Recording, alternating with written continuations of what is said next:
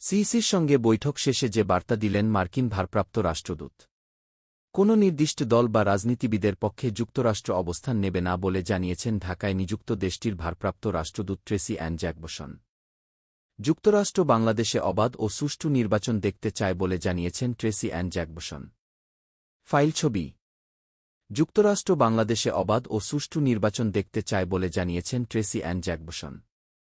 File ছবি। নিজস্ব প্রতিবেদক। ট্রেসি বলেন, সুষ্ঠু ও নিরপেক্ষ নির্বাচন করতে অন্তর্বর্তী সরকারকে সব ধরনের সহযোগিতা করতে চায় যুক্তরাষ্ট্র। আমরা কোনো নির্দিষ্ট দল বা ব্যক্তির পক্ষে নই। সিইসির সঙ্গে বৈঠক বিষয়ে তিনি আরও বলেন, আমরা এখানে বুঝতে জানতে এসেছি। বাইরে অনেক ধরনের গুজব ও ষড়যন্ত্র তত্ত্ব ছড়াচ্ছে।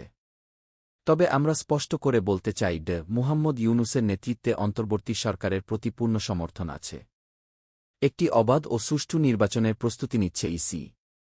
যুক্তরাষ্ট্র চায় বাংলাদেশে শান্তিপূর্ণ ও নিরাপদ পরিবেশে আগামী বছরে নির্বাচন হবে, যাতে করে একটি গণতান্ত্রিক সরকার প্রতিষ্ঠা পাবে। এর মাধ্যমে বাংলাদেশের জনগণের আকাঙ্ক্ষা ও স্বপ্নের প্রতিফলন ঘটবে।